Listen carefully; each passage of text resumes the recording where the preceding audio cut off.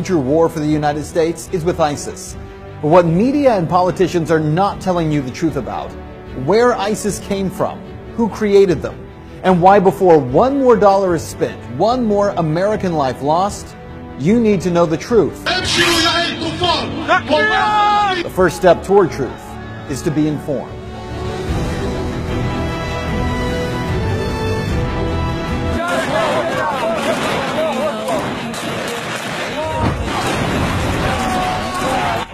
The name ISIS is one that every American knows by now. The biggest threat to our national security since Al-Qaeda, right?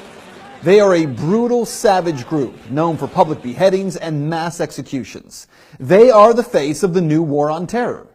Right now, the U.S. military is conducting airstrikes in Syria in a supposed attempt to take out ISIS targets. Meanwhile, the White House and military leaders are talking about possible boots on the ground in Iraq again, only 3 years after the war in Iraq was declared over. In fact, this war, according to former Defense Secretary Leon Panetta, could last for decades. We're looking at kind of a 30-year war kind of history here. So who exactly is ISIS? And where did they come from? It's entirely a creation of the United States' behavior in Iraq. That's how we got to where we are, because of war, because of occupation, because of torture. For answers, we traveled to Los Angeles to meet with Angela Keaton, the founder of antiwar.com. We destabilized and wrecked Iraq. I mean, it caused it to fail miserably, and that's entirely the responsibility of the United States government. There's no one else at fault there. I mean, as horrible as Saddam Hussein was, Iraq was not unstable. It was a functioning country as much as those sorts of things go, and it was not a particularly horrible hellhole if you were a religious minority. To understand where ISIS comes from, you have to understand two storylines. The first is what Keaton just said. When the U.S. first went into Iraq, we blew the country apart. We destroyed the government, toppled Saddam Hussein, destroyed infrastructure, and most importantly, left behind a power vacuum. One that would have never have existed had Hussein not been overthrown by the U.S. government. Daniel McAdams with the Ron Paul Institute says this is an historical fact that media just won't discuss. All of this has to do with U.S. action in the region, which destroyed the infrastructure, which destroyed Iraqi society, which destroyed the government. You had a lot of people who lived under Saddam Hussein, who may not have been as happy as larks. Nevertheless, they were living somewhat normal lives. The U.S. put a government in power in Baghdad that all of a sudden was their enemies, that treated them very, very badly. Now that is the easy part of the story. The U.S. created conditions in Iraq where ISIS could get its start. But here's the other storyline that you have to understand, that even with Saddam gone, ISIS still couldn't have risen to power had it not been for what happened next. ISIS actually began as a small insurgent group in Iraq in 2006. They had no money, no real ability to recruit, but they did work to create very limited problems for the U.S. military. It wasn't until 2009 that ISIS shifted its focus from Iraq, where it was largely unsuccessful in developing a foothold, and focused on the civil war in Syria. Even there, ISIS struggled to gain any foothold because the two largest groups fighting against President Bashar al-Assad were al-Nusra Front, or Al-Qaeda, and the Free Syrian Army. Then came a pivotal moment that most Americans aren't even aware of. In June of 2013, a northern general for the Free Syrian Army spoke out on Al Jazeera, Qatar, and stated that if international forces did not send weapons, the rebels attempting to overthrow Syrian President Bashar al-Assad would lose their war in just 1 month. Well, only months before, I had personally confronted President Obama about why the U.S. was covertly funding those Syrian rebels. And yet there's some concern about the U.S. funding the Syrian opposition when there are a lot of reports that Al-Qaeda is kind of heading up that opposition. How do you justify the two? Well, I share that concern, and so what we've done is to say we will provide non-lethal assistance to Syrian opposition leadership that are committed to a political transition, committed to an observance of human rights. We're not going to just dive in and get involved with a civil war that, in fact, involves some elements of people who are genuinely trying to get a better life, but also involve some folks who would, over the long term, do the United States harm. So even as the president acted as if he was being careful, politicians like Senator John McCain demanded action. So it's a totally unfair and unbalanced fight. And now the rebels are the freedom fighters, the Syrian National Army are being beaten every place around Syria because of the overwhelming firepower, and air power is really the deciding factor.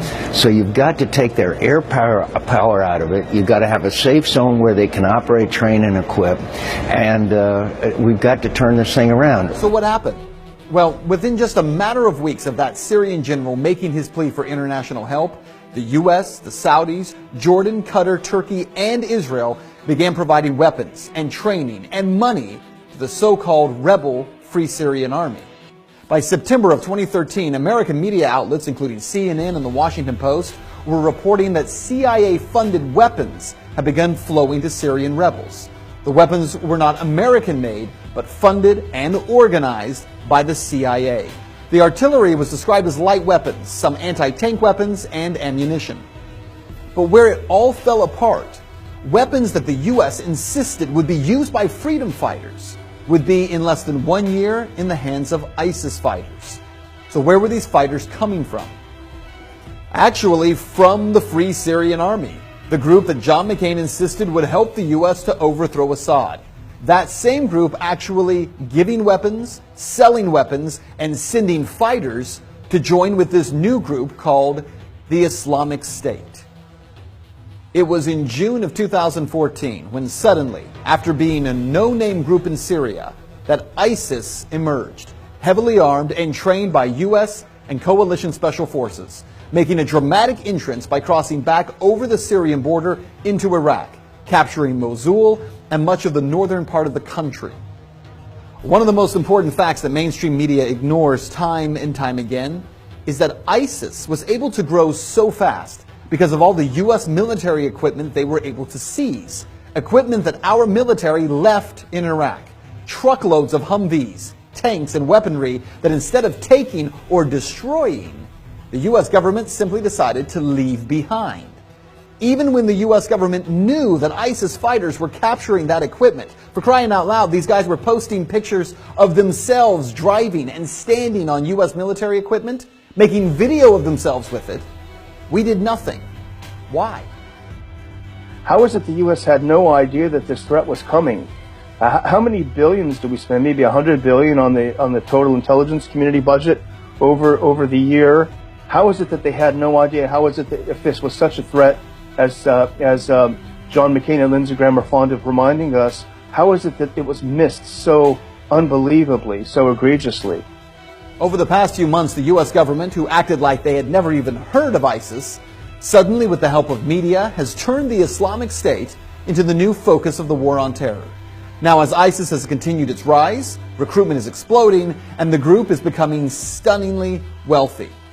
ISIS is the best funded terrorist group in the world. They make I think it's $2 million a day selling oil, much of it to Turkey, interestingly enough.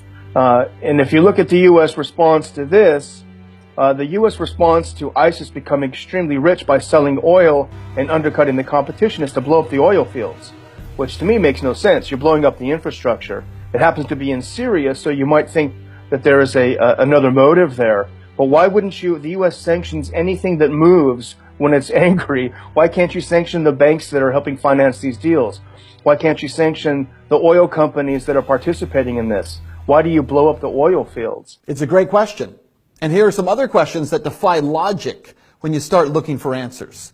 Why is the U.S. sending $500 million to the Free Syrian Army to fight ISIS when the FSA is one of the biggest suppliers of fighters and weapons to ISIS? Why are we sending new and more powerful weapons to the FSA, like anti-aircraft missiles, weapons that we know will end up in the hands of ISIS? ISIS, of course, is going to now have anti-aircraft missiles provided by the U.S. and the Saudis. The Saudis are getting them from the Chinese, though, now, so there can be plausible deniability because inevitably these sweethearts in the sweetheart rebel groups in Syria are going to start shooting down, if they have the ability, passenger jets. And then we're going to want the plausible deniability. Say, no, this is the Chinese weaponry. as if it's going to make any difference. Well, there are so many questions that we could ask, but let's just cut to the chase here, because what you need to know about this is that ISIS is not the creation of American inaction, which is what the media is going to tell you. No, they are the product of direct action. First, the action of creating the power vacuum in Iraq, and secondly, arming violent jihadists, hoping they would overthrow a leader in a neighboring Middle Eastern country. McAdams says the U.S. government is a victim of its own insane policies. Well, I think the U.S. is really a hostage to its own regime change philosophy. The U.S. is very good at blowing things up and destroying societies, but it is very, very bad at putting them back together. Is that true? Well, you decide. Fact. Our government armed Osama bin Laden and the Mujahideen in Afghanistan and created Al-Qaeda. Fact. Our government helped supply Saddam Hussein chemical weapons for him to use against Iran in 1980 and then overthrew him in 2003. Fact. Our government trained rebel fighters in Syria who would become the group today known as ISIS, or the Islamic State. We have watched them commit every violent atrocity that you can imagine to people living in Iraq and Syria. And now we want American taxpayers to fund a 30-year war against them.